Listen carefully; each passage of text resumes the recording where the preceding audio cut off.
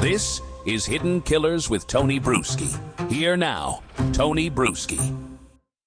In almost every murder trial, defense attorneys share one golden rule: keep your client off the stand. The risks outweigh the rewards. Cross-examination can shred even the most confident defendant, and jurors often judge demeanor as much as words. But Donna Adelson isn't following the rule book even before this trial officially began. Word leaked that she intends to testify. That announcement alone tells you something about her mindset, because typically the decision to put a defendant on the stand comes mid-trial after seeing how the evidence lands, after gauging the jury. But Donna, well, she's signaling from the jump that she wants her moment. And why? Maybe it's overconfidence. Maybe it's control. Maybe it's the same pattern we saw in the emails. Donna calling the shots no matter what her attorneys advise. But there's danger there. The state isn't coming in empty-handed. They're right there. They've got her airport arrest warrant with a one-way ticket to Vietnam, a country with no U.S. extradition. They've got recorded calls with Charlie after his conviction that prosecutors say reek of consciousness of guilt. And they've got the narrative that every other conspirator is already convicted, leaving Donna as the last piece of the puzzle.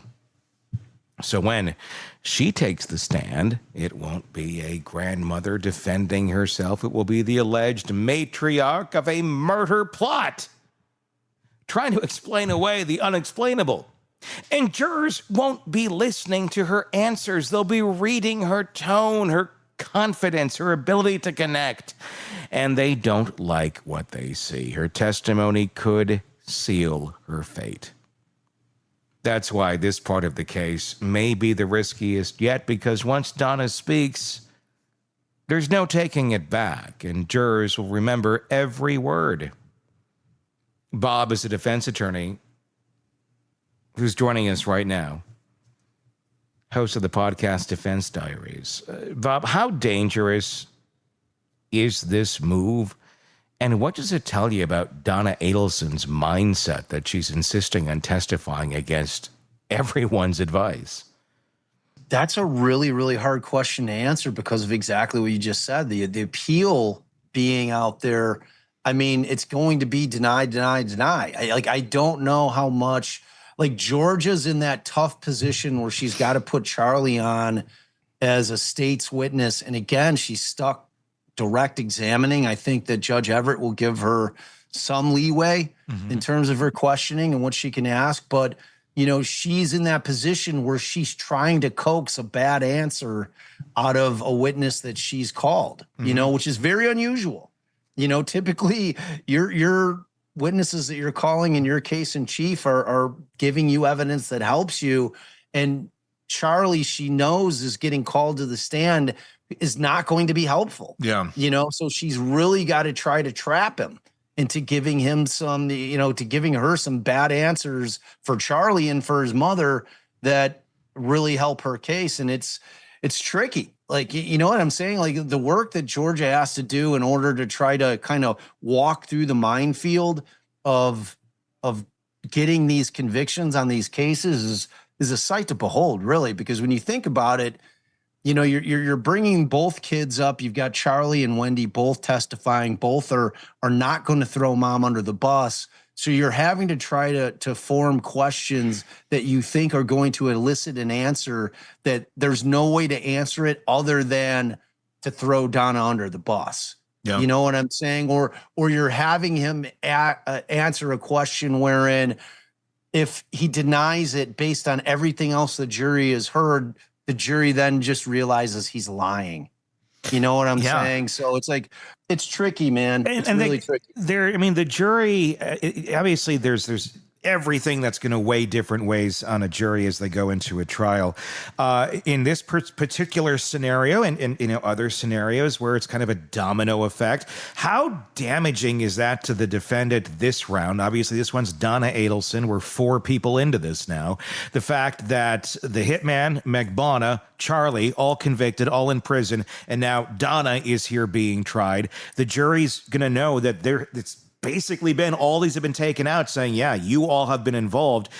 That's going to, I think, put a little weight, I would think, on that jury, and maybe even a little preconceived notion that Donna might have something to hide here.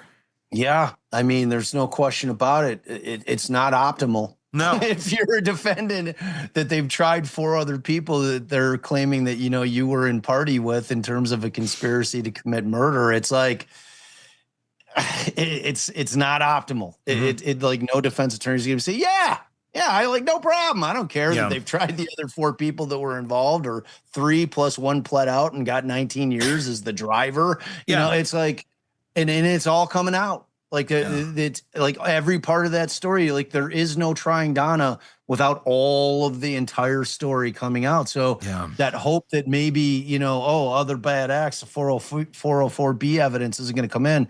Not the case. It's all coming in, and they're going to hear the whole damn story. And it's as simple for Georgia as saying she's that other piece of the puzzle. So like, you have this entire puzzle of the conspiracy, and here it is, and I've built it up for you. You see that big gaping hole right there? I'm going to stick this piece right in, and that piece is Donna. She's that part. She's the money. Yeah. She's where the cash came from. Her name's on the checks. She's the one who wanted it. Yeah. So it's a kind of a big one to get around. Okay, we were talking earlier, obviously it's usually a last resort that your client, if they're the defendant, is going to go and testify. It's usually decided into the trial. It's not usually a big announcement made prior to the trial actually beginning. It happened before the trial actually began. They started coming out, Donna's going to testify. Yep. What the hell is going on over there? I mean, when you look at what the evidence they have against Donna and the consciousness of guilt stuff that they have, which is obviously her buying it to, like, after Charlie's convicted, her son, and she buys a one-way ticket with Harvey to Vietnam, which just so happens to be a country where they don't have extradition to the United States. Just so happens. And it just so happens. And you've got this situation where you've got all of these recorded phone calls between Charlie and Donna after he's convicted that are very damning. You have those consciousness of guilt pieces of evidence that are coming in. You kind of have to get her up on the stand to testify and explain, well, no, I just, like, Harvey and I love Vietnam. Honestly, no one told us that we couldn't leave the country. It's like my child had just been convicted. I was devastated. I needed to go to my happy place, and that happy place so like, she's got to get up there to try to talk this shit away. Yeah. Because frankly, the consciousness of guilt evidence is some of the most powerful evidence they have, because a lot of the other evidence is basically you've got convicted felons that are testifying with Katie and Luis, and they're murderers. Yeah. Convicted murderers. And Katie lied on the stand during her own trial. So, they have warts. They're not the perfect witnesses, even though they come off as pretty credible, like they're owning it at this point, but still, it's like, I think that the way that the defense feels is that Donna's got to get up there and explain herself. Do you think this was a decision made by her defense attorneys, or was this a Donna standing up going, well, I'll just go tell? I mean, I can see it being a Donna choice, where it's just a Donna, like a Donna, I can handle this. I'm going to do it because that's how she's run her life. 100% a Donna choice, because any decent defense attorney is going to be saying, and ultimately, like, just understand this, it's Donna's choice. Yeah, ultimately it's Donna's choice, but I'm just wondering who came up with the idea this early. It's Donna. Okay, because like what any good defense attorney is going to say, we'll take it by ear. Yeah, we'll play it by ear. We'll see how their case goes, and then we'll decide. Which still might be the case. Sure. Like, I'm assuming that their attorneys are saying, look, I know we're putting it out there that Donna's going to testify. Maybe that's just straight strategy. Yeah. To try to make Georgia a little nervous, like, oh, well, shit, it's not making Georgia nervous. She's like, can't wait for Donna to testify. Or it could have been giving her more overconfidence as well. Maybe that's part of the strategy there. Make her super confident. Well, Donna's going to testify. Not that you're going to do a lesser of a job, but, it may play in your psyche a little bit like, well, we got that slam dunk coming too. And if the slam dunk suddenly doesn't happen, it's like, oh, shit, Right. There's no question. I mean, if you've got that, where the state's relying on it is what they anticipate will be a very powerful piece of evidence for them, which is the defendant's testimony. Yeah, you're right. That could, but Georgia ain't that one, man. Like No. she knows this case forward and backwards. It's been her obsession for the last decade. And like, they're not going to catch her, like off guard. Like she's going to be prepared. She didn't no just matter get which the way the defense tries to play it. And she's ready. She didn't just get the gig last week. Like, oh, better study up on this. Not her first rodeo. No. The fact that let me ask you this. Do you think Donna can sway a jury? I mean, we've seen her testify in pretrial motions talking about earwax and uncomfortable bedding situations in prison. Kind of Koberger-ish a little bit. But do you think she can get up there and play this act? And obviously, that was a very different crowd. It was not in front of the jury. It was for the judge. It was for her own selfish needs and things of that nature. She's already got the cardigan on. She's already playing old lady. Do you think if they wheeled her up there and then helped her get onto the stand with crutches that she could pull off poor old grandma? And my God, I can't believe Charlie got into this big mess over here, and I don't know what happened. I mean, no more than I thought that Murdoch was going to be able to get on the stand and portray loving father who had, his entire family like destroy. I just, but in terms of, narcissistic people, you've got two people that absolutely themselves believe that they're going to be able to get on that stand and convince a jury. Yes. That's what this boils down to. Because ultimately, and it goes back to the question you just asked me, like, whose idea was it? It was definitely Donna's. Mm-hmm. Donna is, of course, thinking, I'm going to be able to get there on the stand and I'm going to be able to convince people that there's no way I would have done this. I'm just this wonderful, loving woman who, has been tossed into this mix and my son didn't have anything to do with it. I didn't have anything to do with it. And they're going to believe me because I'm just that believable. What advantages, or let's say Donna gets convicted, what advantage is there for Donna or Charlie or anybody to turn on Wendy or to turn on Harvey? I mean, obviously they're family members. I don't think they're like necessarily out to get them, but if they're going to be spending the rest of their life in a box, are they vindictive enough to say, guess what? You're going to join us too because you were part of this, if they were.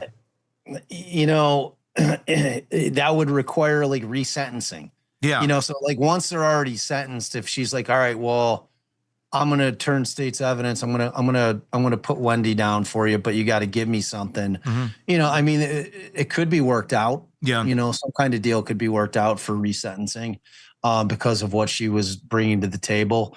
But that would be completely up to Georgia's discretion as to whether or not she was willing to do that.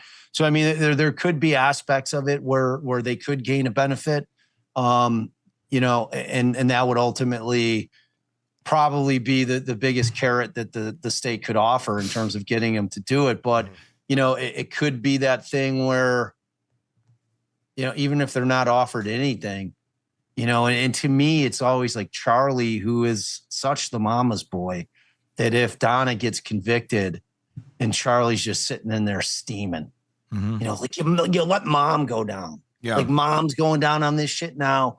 Like, fuck you, Wendy. I'm giving it up. He's like, I'm done with the ruse.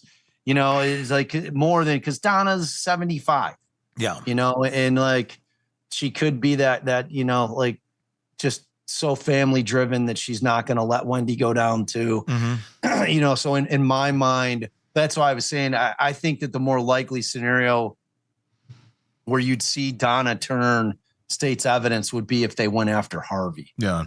I think that like especially if Harvey really had no plan or was not a part of like the overall scheme in any significant way, mm-hmm. It's like, I mean, you could argue Harvey, was making the money. Harvey had kind of built the wealth. Harvey clearly knew about it, after the fact, so it's like, to me, that squeeze on Harvey would be the more likely scenario wherein you might get Donna to squeal as to Wendy, not as to Harvey, though. You know what I'm saying? Yeah. Like Harvey's like probably a tougher case than Wendy, because there's no, like, as far as I know, there's not many communications that they have that are smoking gun type communications that involve Harvey.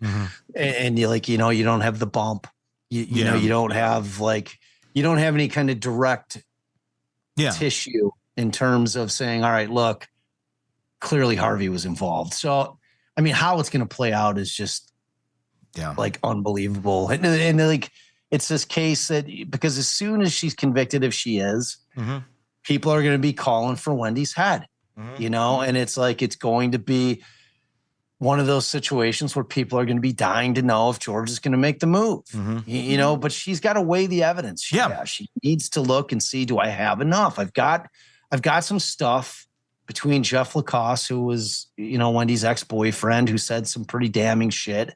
And, you've got Wendy's location at the time of the murders.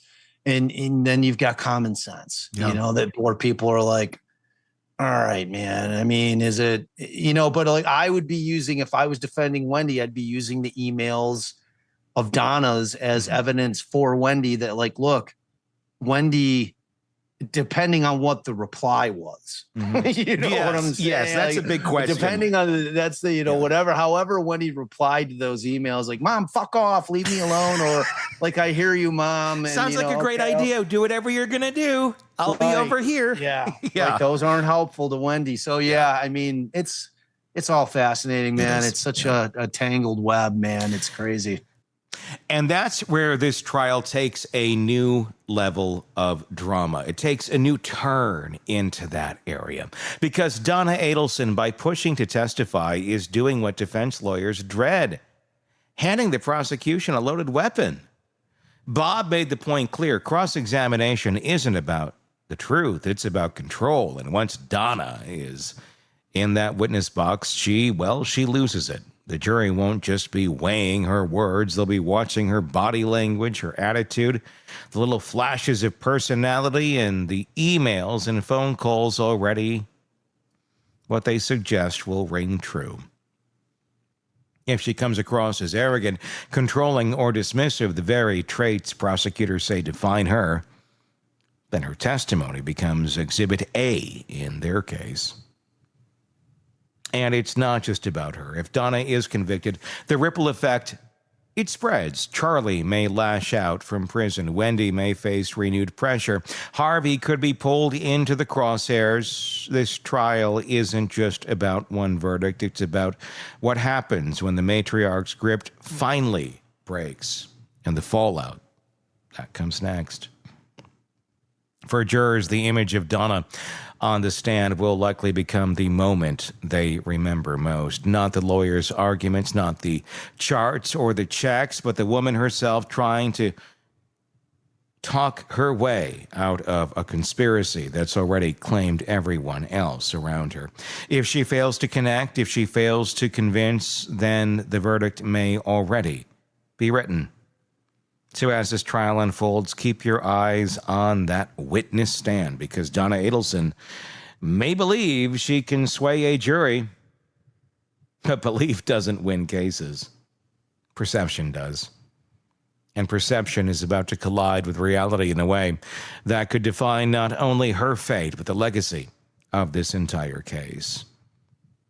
If you want to see how it plays out, stay with us, because no matter what happens next, this trial is about more than one woman on trial. It's about how a family's darkest choices finally caught up with them.